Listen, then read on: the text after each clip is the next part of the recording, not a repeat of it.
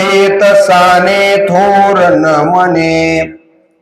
मग तो भक्त गरीब आहे का श्रीमंत आहे, तो खालच्या जातीचा आहे का ब्राह्मण जातीतला आहे, तो पुरुष आहे का स्त्री आहे, तो माणूस आहे की जनावर आहे, याचा विचार मी करत नाही. माऊलींची ओवी आहे, मनोनी कुल उत्तम मनोहावे, जाती अंत्य जरी व्हावे, वरी देहाचे निनावे, पशुचेही लाभो. अर्जुना, अरे पशुचं, प्राण्याचं, जनावराचं जरी जन्म असला, त्यानं जर भाव ठेवून माझी भक्ती केली तर मी त्याला देखील पावतो. आपल्याला सगळ्यांना गजेंद्राचं उदाहरण माहिती आहे. म्हणून या ओळीचा सरळ अर्थ तुम्हाला मी सांगितला. माऊलीही सांगतात आणि भगवान श्रीकृष्णही सांगतात की देवाला काय महत्वाचं आहे, भक्ती, आणि भक्तीमध्ये भाव महत्वाचा आहे. माझे माय बाप हो, अंतःकरणातून भाव नसेल तर त्या भक्तीला काही अर्थ नाही.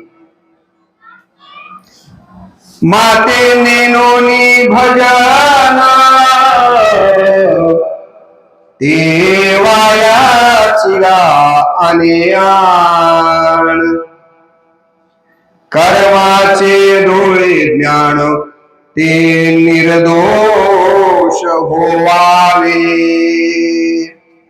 काय महत्वाचं आहे, भाव महत्वाचा आहे. या ओवीच्या मध्ये शिरण्यापूर्वी की निमित्त ही सेवा आहे.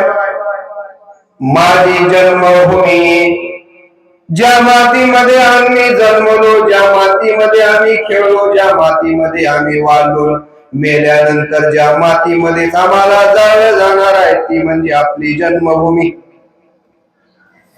आणि या जन्मभूमीमध्ये 121 वर्षापासून सुरू असलेला हा अखंड हरिनाम सप्ताह, मागच्या मोतीराम महाराजांच्या सप्ताहामध्ये मी मोतीराम महाराजांचं चरित्र आपल्या समोर ठेवलं होतं.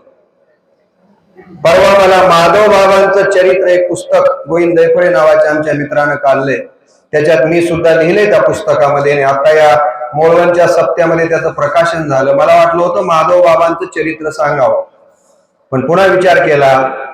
काल उद्धव बापूंचं युट्यूबवर प्रवचन ऐकलं की मनोनी झडझडोनी वहिलानी, आहे की नाही, ह्या ओळीवरचं प्रवचन ऐकलं. मी म्हणलं आपणही थोडस भक्तीच्या संबंधानं बोला.